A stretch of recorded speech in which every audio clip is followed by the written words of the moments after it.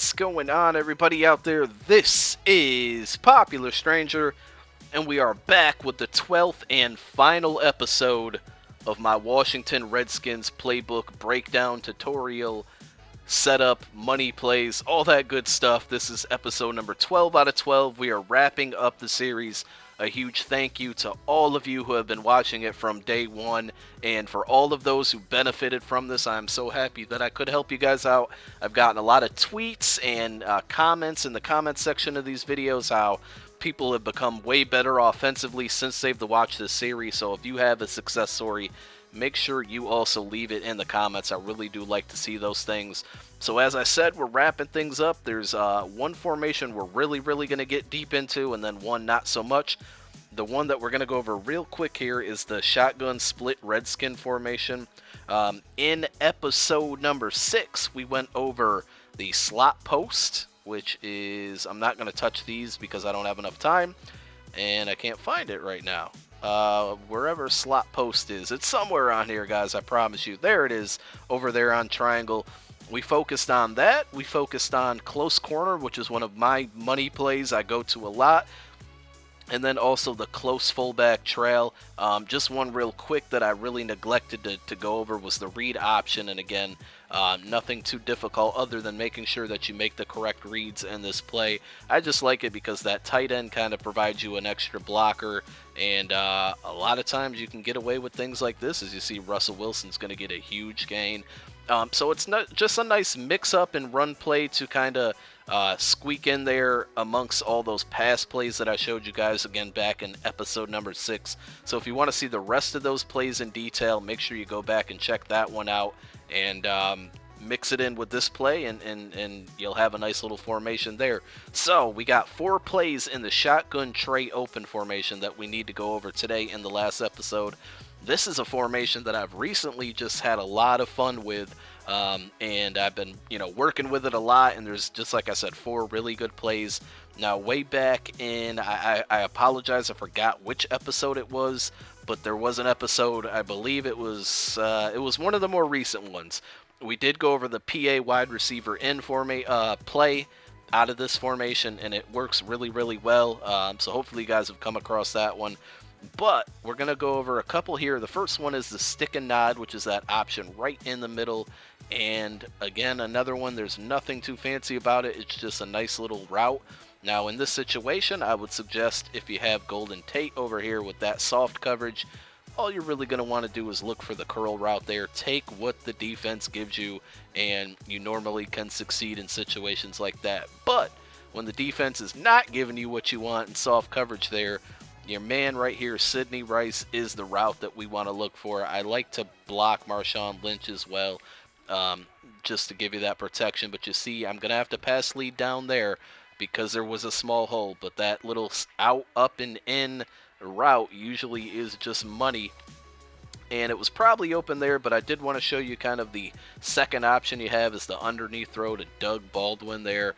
He kind of does the same formation, and that was a wacky catch animation. I don't think I've ever seen one like that. But it's really, you got to make good decisions. I mean, here it's not open, so you got to wait for the underneath route. Unfortunately, our offensive line just did not give us enough time to make that throw. Here's one where it's not open again, so we got to wait, and then Doug Baldwin will eventually be open. But fool around with it. Like I always say, practice it on your own. See what works out for you. I've kind of been neglecting the soft coverage that was on the outside receivers on most of these plays. So again, you can always check down to those curl routes. And yeah, it's getting more open now. Oh, that was a good interception there by Roman Harper. So let's get on to the next one. It's going to be another read option. Again, another one that there's nothing complicated other than you need to make sure you make your reads. But if you keep throwing this formation at them, you eventually do want to run the ball out of this formation. So there is a read option that works pretty well. I always tend to cut the ball or cut the run back to the left-hand side. It's kind of something I maybe shouldn't do, but it does seem to work. And this time they loaded up on it. And look at Russell Wilson just throwing the defender away off of him. But it's sometimes you can get a nice little cutback lane if you cut back to the left. Hopefully I'll get a good example of it on this play right here. Let's see. Yep, see, and well, it works better with a faster running back as well, but it's kind of, it opens up a nice lane right here like that. And usually you're able to just dart out to the left-hand side, so play around with that one, and then we'll get into two more pass plays. The next one is going to be the trail shake. And this is a play that I ran a lot in NCAA football, and I most recently became aware of me needing to run it again because I acquired Randy Moss in my ultimate team. And with an outside receiver like Moss, circle is a great option. Now, in this situation, he won't be because they're playing extremely soft coverage. I would, on this hand, stay away from the curl route to circle because there's just too far away from your body and too many defenders over there that could drop back in a zone, which you wouldn't really catch. Now, Golden Tate may be an option for the curl route. We just kind of got to see what the defense does. In this situation, it looks like it would work. Though that could have been a close call because number 21, Robinson, kind of ran back towards him. But our primary target here is going to be X, and it's a quick pass. I mean, if it's there, take it. Don't try to go for anything extra. If it's not, R1 is just trailing him right behind Doug Baldwin, wide open. So again, you got to make a read, and you got to be able to do this on the fly. X is not open, R is. You got to watch that middle linebacker. Curtis Lofton definitely could have jumped out and intercepted that, but luckily he did not. And then, in this situation, I kind of have nothing here. Actually, I might have that, but he dropped it. So, in the situation that they kind of bring a safety over, and in that situation they did, and leave your outside man, your circle man, one-on-one, you're definitely going to want to take a shot downfield. See here, I did not run the curl. I did not pass it to the curl route because that defender kind of went into a zone and they were double covering him. Now here's a good example where circle, if R1's not super wide open, circle should definitely be, and even Golden Tate's got one-on-one coverage over there. But I would take my shots here. One-on-one coverage.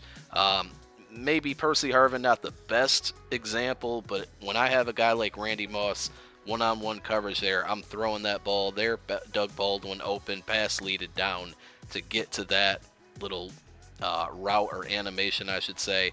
And again, there it is. You do just have to be careful of that middle linebacker, but run that one and see what works out for you. And we're going to go over to the last play. Oh my God, are you guys getting emotional? This is the last play of the series. This is like the last episode of a show. This is the last episode of Sopranos right here.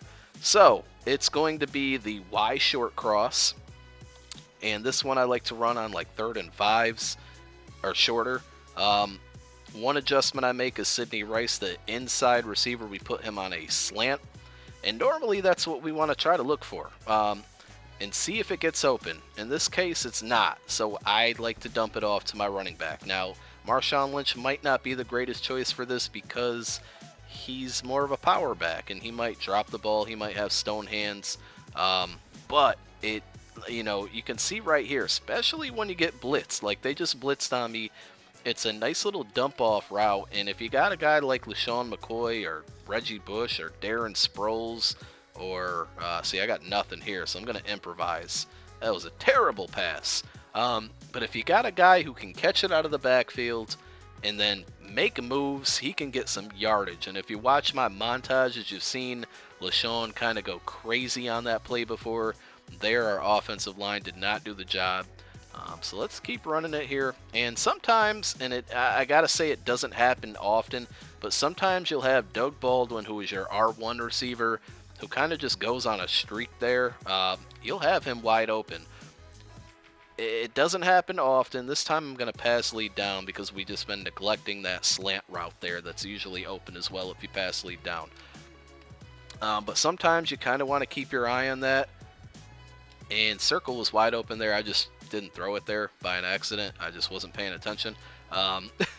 But this play, I don't know. I like this play for, it's usually more open when I play Ultimate Team. Usually I find LaShawn McCoy wide open. It seems like Marshawn Lynch is kind of more covered. I'm just going to throw it there because they were playing stupid defense. And that was a bad pass. How did he not complete that pass?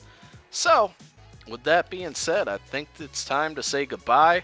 Again, leave me those success stories in the comments section. I would really love to see those. Let me know if this series, helped you guys out. And make sure you click that thumbs up. Again, it's Popular Stranger, and I am out. Peace.